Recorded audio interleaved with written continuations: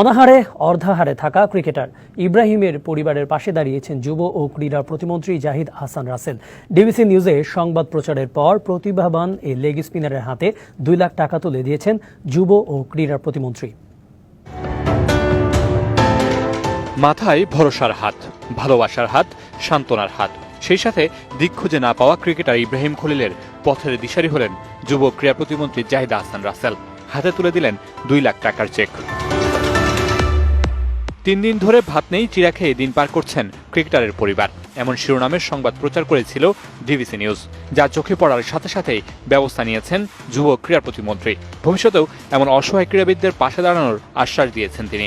আপনাদের এই ডিবিসি চ্যানেলে যে নিউজটা আমি দেখেছিলাম, দেখেই তাৎক্ষণিক কিন্তুভাবে এই ব্যবস্থা আমি নিয়েছি এবং আপনারা দেখেছেন যে সাথে সাথে আপনার সাথে আমার কথা হয়েছে। আমাদের খেলোয়াড়রা যারা আছেন তারা বা বিভিন্ন সমস্যায় যারা আছেন তারা আমাদের কাছে যদি আবেদন করেন, আমাদের কাছে আসেন বা আপনাদের মাধ্যমেও যদি আসেন, অবশ্যই আমরা তাদেরকে সহযোগিতা করতে সবসময় প্রস্তুত আছি। লাইফে এক্সট্রা স্ট্রেংথ ও কনফিডেন্স পেতে নাও বুলডোজার পারলে ঠেকাও। যুব ক্রীড়া প্রতিমন্ত্রীর হাত থেকে পাওয়া 2 লাখ টাকার চেক তখনও যেন বিশ্বাস হতে চায় না ইব্রাহিমের। কদিন আগেও ঘরে ভাত ছিল না, মাথায় এখনো পাওনাদারদের বোঝা।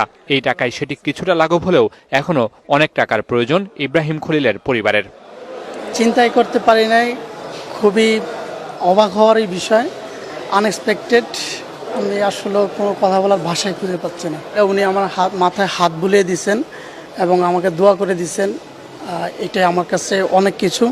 এবং ডিবিসি নিউজ চ্যানেল এটাকে অসংখ্য ধন্যবাদ। তাদের মাধ্যমে আজকে আমি এই পর্যন্ত টাকা অনুদান পেয়েছি, মন্ত্রী মহোদয়ের দেখা পেয়েছি।